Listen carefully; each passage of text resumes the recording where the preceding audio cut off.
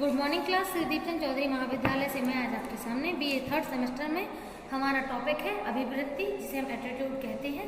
Attitude का normal सा meaning हम ऐसे समझ सकते हैं कि जैसे मान के चलिए आप अगर हमसे अच्छे से बात करेंगे तो हम भी आपसे अच्छे से बात करेंगे। इसको कह सकते हैं हम लोग एटीट्यूड, यानी कि आपका व्यवहार हमारे लिए जैसा होगा वैसा ही एटीट्यूड हमारा आपके लिए होगा। ठीक है, तो ये है परिस्थिति के अनुसार जैसा सिचुएशन की डिमांड है वैसे हम बिहेव करें, उसे कहते हैं एटीट्यूड, यानी कि अभिवृत्ति।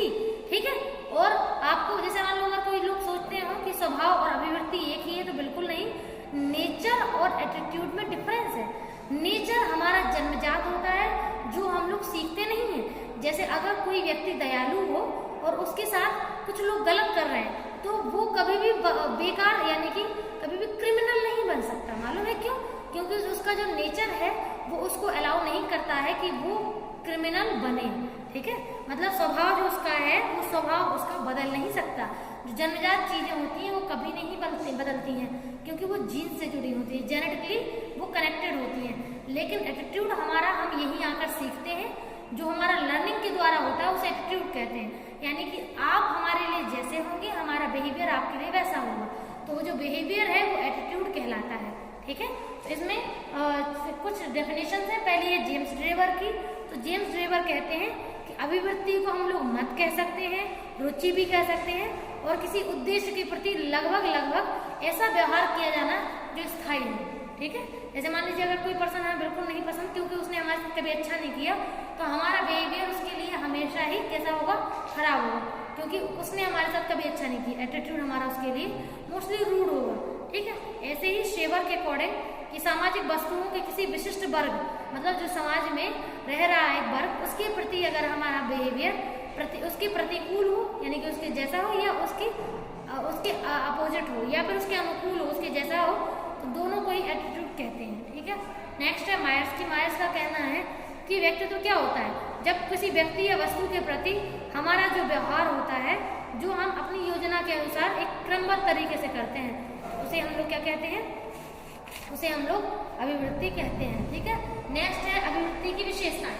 ठीक है, तो विशेषताएं 4 हैं। एक तो कर्षण शक्ति।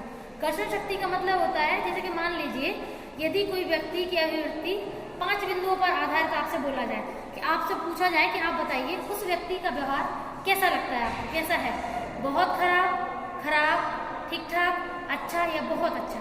तो आप उनमें से कोई एक जो है वो आंसर देते हैं, तो इसका मतलब क्या है? कर्षण, यहाँ पे तुलना चल रही है, यानी कि यहाँ पे एक पॉइंट दूसरे पॉइंट को पीछे छोड़ रहा है। ठीक है, तो इसे बोलते हैं कर्षण शक्ति, यानी कि उसमें से कोई एक अभिवृत्ति उसके प्रति देना, या तो नकारात्मक या सकारात्मक। ठीक है, नेक्स्ट है चरम सीमा। चरम सीमा का मतलब ऐसे मान के चलिए जैसे कोई एटीट्यूड या कोई अभिवृत्ति व्यक्ति के चरम सीमा को दर्शाती है कि बस इससे ज्यादा अच्छा या जिससे ज्यादा नेगेटिव वो व्यक्ति बिहेवियर नहीं कर सकता, तो वो हमारा चरम सीमा वाला व्यक्तित्व या अभिवृत्ति कहलाती है। नेक्स्ट है सरलता या जटिलता। तो या तो व्यक्ति सरल स्वभाव के होते हैं तो उनका जो एटीट्यूड होता है वो सिंपल होता है, और जो जटिल कॉम्प्लेक्स पर्सन होते हैं उनका एटीट्यूड समझ में नहीं आता कि ये किस प्रकार से बिहेव कर रहे हैं, ये बिहेवियर कर किस फॉर्म में रहे हैं। उनका मतलब बिहेवियर बहुत ही मतलब एक तरीके से जज कर पाना थोड़ा सा मुश्किल होता है। लास्ट है केंद्रीयता। तो केंद्रीयता मतलब जब कोई पर्सन जैसा होता है तो मोस्टली उसका जो सेंटर पॉइंट है एटीट्यूड करने का वही होता है। ठीक है, उसमें सिचुएशन के अकॉर्डिंग पर्सन कैसा भी बिहेव करे वो वैसा बिहेव नहीं करता है, वो हमेशा अपने अकॉर्डिंग करता है, जैसा उसका सेंट्रल पॉइंट ऑफ व्यू होता है अपने दूसरे व्यक्तियों के प्रति व्यवहार करने का। नेक्स्ट है वर्गीकरण। ठीक है, तो वर्गीकरण में अगर हम बात करें तो 3 पॉइंट है।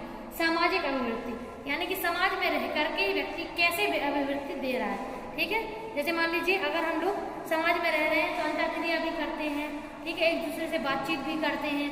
ठीक है, तो वो हमारा क्या है? वो है हमारा सामाजिक अभिवृत्ति, मतलब समाज में रह करके व्यक्तियों के प्रति जो अभिवृत्ति वो करते हैं, ये वो है। ठीक है, नेक्स्ट है विशिष्ट व्यक्तियों के प्रति अभिवृत्ति। तो विशिष्ट व्यक्ति में सब आ सकते हैं, नेगेटिव भी और पॉजिटिव भी। अगर व्यक्ति पॉजिटिव है तो उसके प्रति वो कैसे बिहेव कर रहे हैं, और अगर नेगेटिव है तो उनके प्रति कैसे बिहेव कर रहे हैं, वो पर्सन की स्पेसिफिकनेस पे डिपेंड करता है। और लास्ट है हमारा विशिष्ट समूह के प्रति अभिवृत्ति।